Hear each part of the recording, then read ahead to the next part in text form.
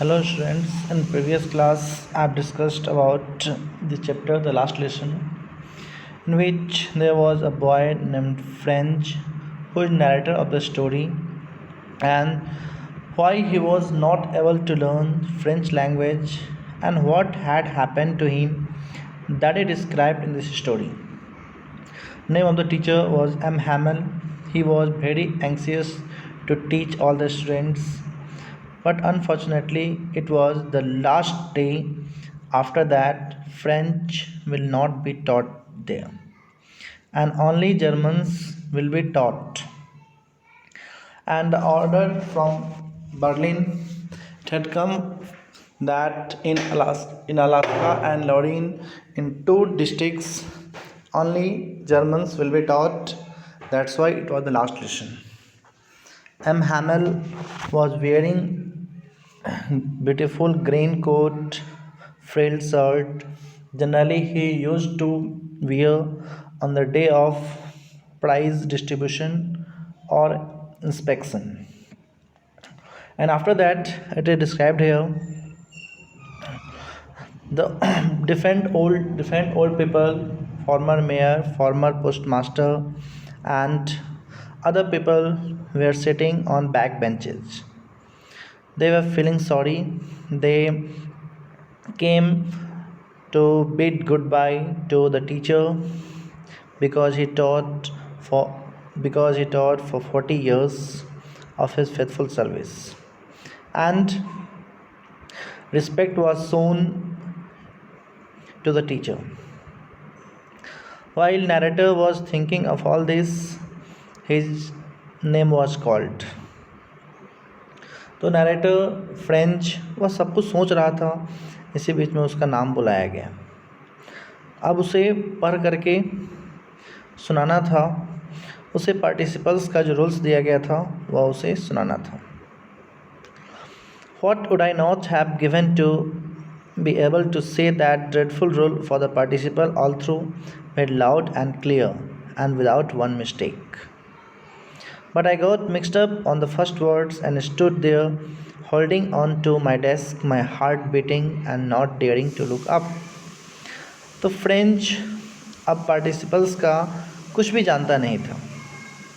अब जैसे उसे बोला गया हो कि भाई लाउड क्लियर वॉइस में बोलना है बिना कोई मिस्टेक के, लेकिन वो फर्स्ट वर्ड भी बोल नहीं पा रहा था। उसका हार्ट बीट बहुत तेज़ हो गया और अपना फेस वह टीचर के सामने रख नहीं सकता था, क्योंकि वह शर्मिंदगी महसूस कर रहा था कि आज तक उसने कुछ याद किया नहीं। I heard M. Hamel say to me, I won't scold you, little French. You must feel bad enough. See how it is. Every day we have said to ourselves, wow, I have plenty of time. I will learn it tomorrow. तो narrator को सुनने को मिला कि जो teacher बताते हैं कि मैं तुम्हें डांटूंगा नहीं, फ्रेंच तुम इतना बैड फील मत करो। देखो एवरीडे हम लोग कहते थे देखो बहुत टाइम बाकी है, कल सीखेंगे, लेकिन अब समय आ चुका है। प्रॉब्लम पूरे अलास्का के साथ है, क्योंकि सभी लोग ये कहते थे कि कल सीखेंगे, लेकिन अब कल दोबारा नहीं आएगा।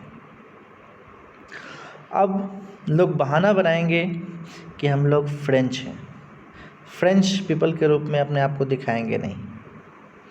बोलते हैं टीचर लिटिल फ्रेंच, सिर्फ तुम ही सबसे वर्स्ट नहीं हो, हम सभी लोगों को एडजस्ट करना पड़ेगा, मैनेज करना पड़ेगा। तुम्हारे पेरेंट्स इतने एंग्सियस नहीं थे कि तुम कुछ सीखे कुछ पढ़े। तुम्हारे पेरेंट्स तुम्हें फार्म में, मिल्स में कहीं पर वर्क करने के लिए देते थे, कुछ मनी कमाने के लिए। मैं भी अपने आप पर ब्लेम नहीं ले सकता, क्योंकि मैंने भी तुम्हें अपने फ्लावर्स में पानी डालने के लिए नहीं बोला, पढ़ाई के अलावा मैंने तुम्हें पानी डालने के लिए नहीं बोला। When I wanted to go fishing, did I not just give you a holiday? जब टीचर एम हैमल मछली मारने पे जाया करते थे तो वह छुट्टी बच्चे लोगों को नहीं दिया करते थे। So one thing to another, M. Hamel went on to talk of the French language. एक के बाद एक अब वह फ्रेंच लैंग्वेज के बारे में बताना चालू करते हैं कि it was the most beautiful language. French पूरे वर्ल्ड का मोस्ट ब्यूटीफुल लैंग्वेज है, the clearest, the most logical.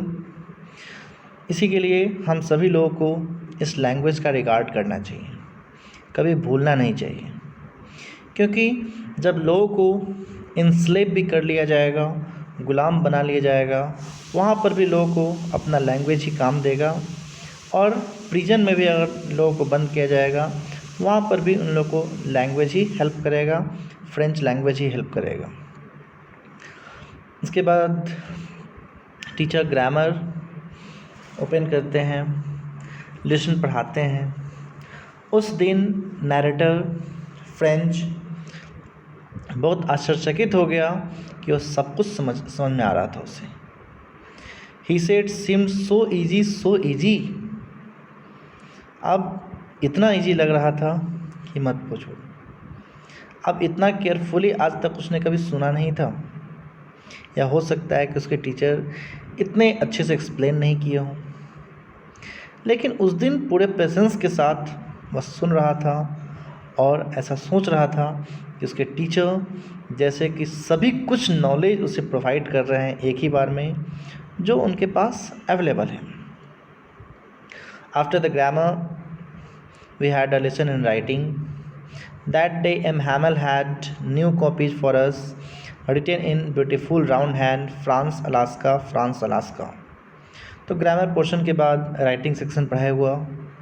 M हैमल नए नए न्यू कॉपीज़ लेकर के आए थे, और जिस पर फ्रांस अलास्का अच्छे से हैंडराइटिंग में लिखा गया था। And they looked like little flags floating everywhere in the schoolroom, hung from the rod at the top of our desks. You ought to have seen how everyone set to work and how quiet it was. अब उसके बाद जो new copies जिस पर France Alaska लिखा हुआ था, वह सभी डेस्क के ऊपर जैसे कि एक फ्लैग जैसा लगा रहता है एक पतले से रॉड में, वह लगा हुआ था। और हर एक लोग अपने काम में बिजी थे और क्लास एकदम शांत था। सिर्फ पेन का साउंड सुनने को मिलता था, स्क्रैचिंग ऑफ पेन पेपर के ऊपर जब लिखा आता था। तो बार कुछ बिटल्स भी उठता है, लेकिन कोई ध्यान नहीं दिया उसके ऊपर। छोटा सा बिटल्स जैसे कि लोग मछली पकड़ते हैं फिश हुक्स रख करके, एकदम कंसंट्रेट करके लोग खड़े रहते हैं, वैसे ही उस क्लास का सीन देखने को मिल रहा था। वैसे ही एकदम साइलेंस, कंप्लीट अटेंशन। उधर छत के ऊपर कबूतर धीरे धीरे अपना आवाज़ निकालना चालू किया। Then narrator thought, will they make them sing in German, even the pigeons.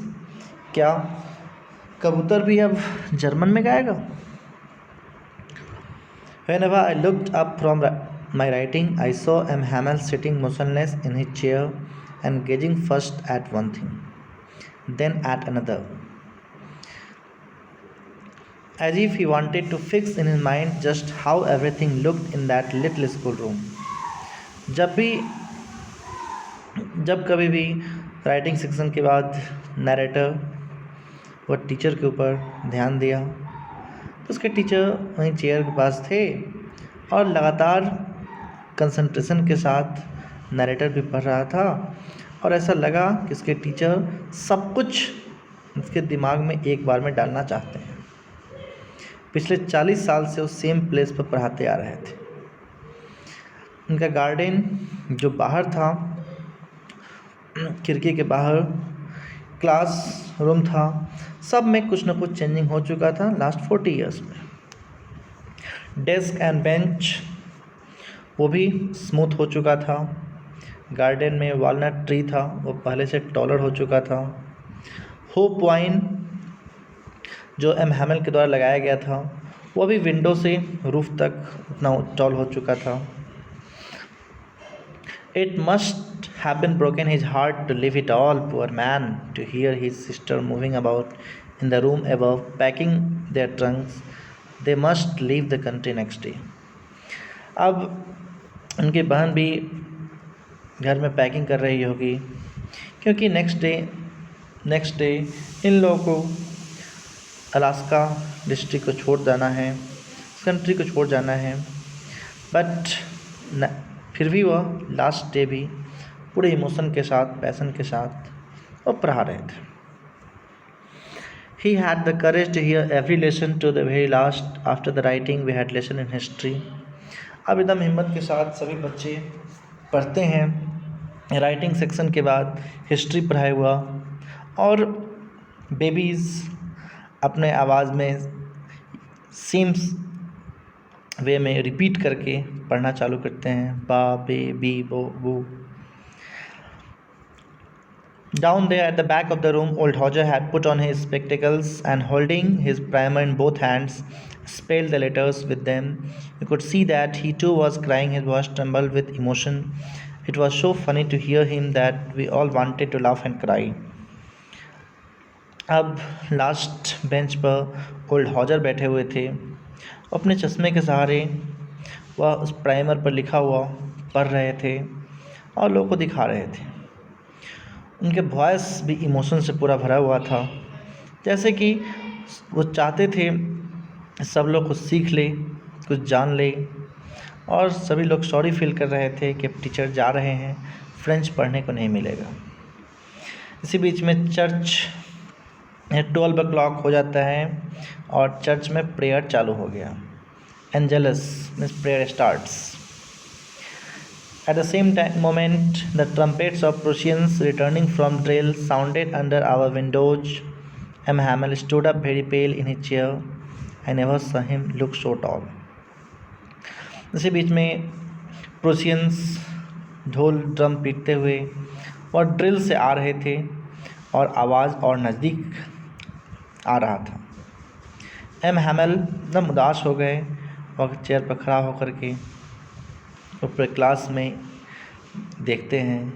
वह स्पीचलेस हो जाते हैं और बोलते हैं माय फ्रेंड्स, लेकिन वो बोल नहीं पाते हैं, इतना इमोशनल हो जाते हैं।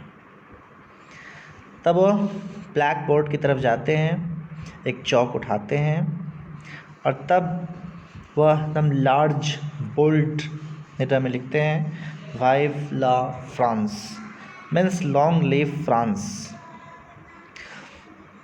उसके बाद वह रुक जाते हैं और सामने वाल के सामने सिर झुका करके बिना कुछ बोले हुए वह इशारा करते हैं school is dismissed, you may go.